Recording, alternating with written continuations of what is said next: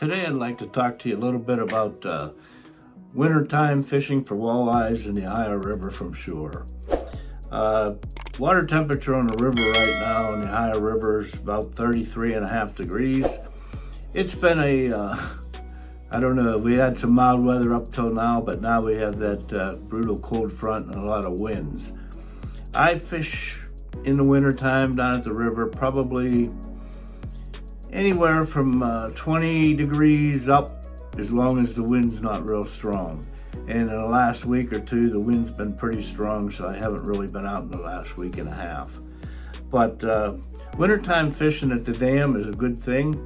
You don't really have to worry about the ice when you fish by the locks, the Corps of Engineer locks, because when they open and close and let barges out, it keeps the water open and it's easy to fish in that area. Wintertime walleye fishing, the season is open, but as you can see here with the March 14th is when the season for walleyes closes. So if you keep walleye, you can't keep them after March 14th. That's when they're starting to spawn, and that's when you just can't keep them. But I throw most of my fish, or all of my fish, back. I'm fishing basically for the fun of it, and that's pretty much what goes on with the weather.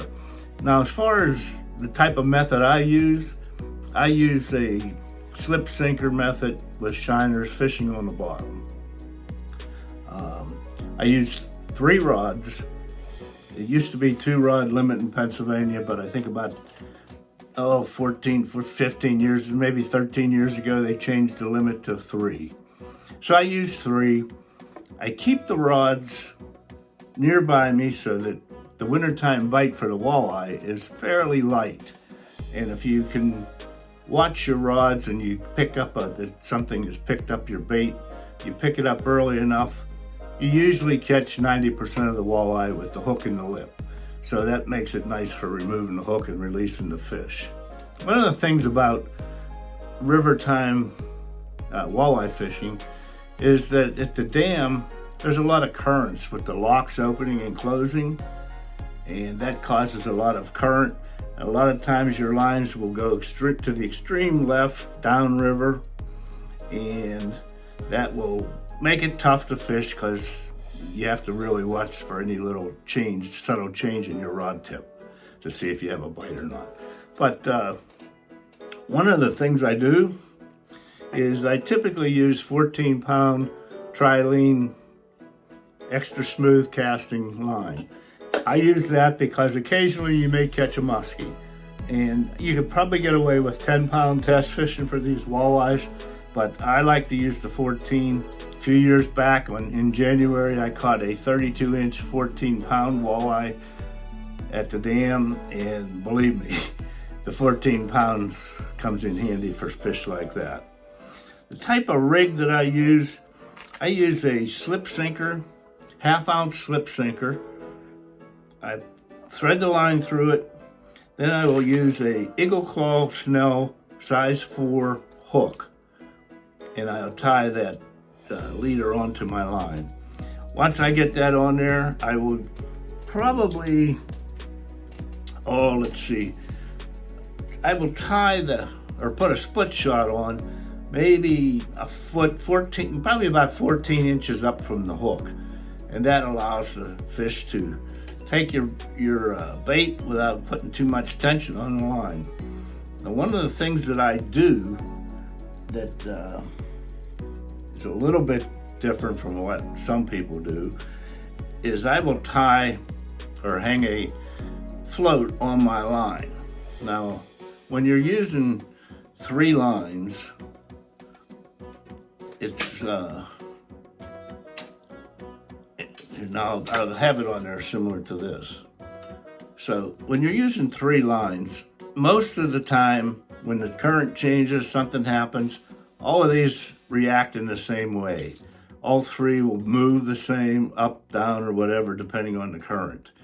Now, if for whatever reason, if a walleye would just pick it up and have it in his mouth, you might see a little twitch on the line. That would not happen on all three. It would only happen on one line.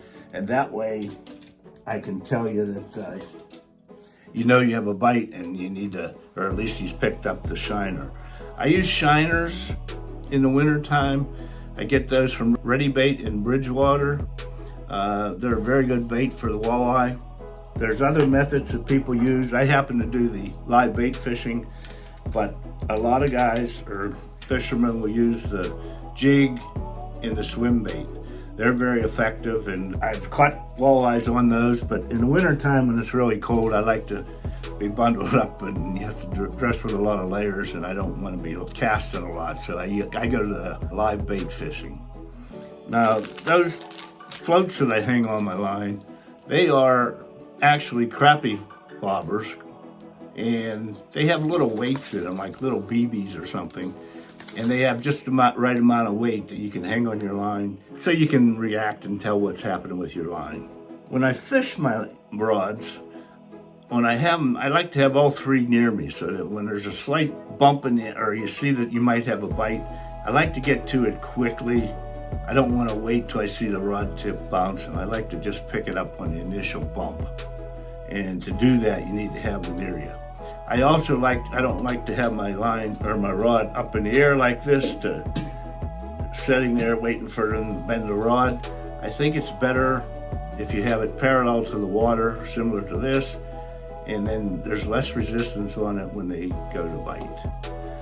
That being said, a lot of you will, if you bundle up and dress properly, you will be able to enjoy wintertime walleye fishing on the banks of the river.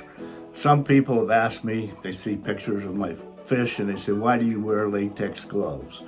Well, the main reason is they help keep your hands warm in the cold weather. That's about it. I just hope everybody can enjoy getting out in the wintertime. I know right now there's freezing temperatures out there. We're probably thinking about ice forming and getting out to do some ice fishing. I myself don't do ice fishing, but I'll fish from the shore all winter. And hopefully we can catch a 30-incher this year and get that posted on the website. Have a good day, good luck, tight lines.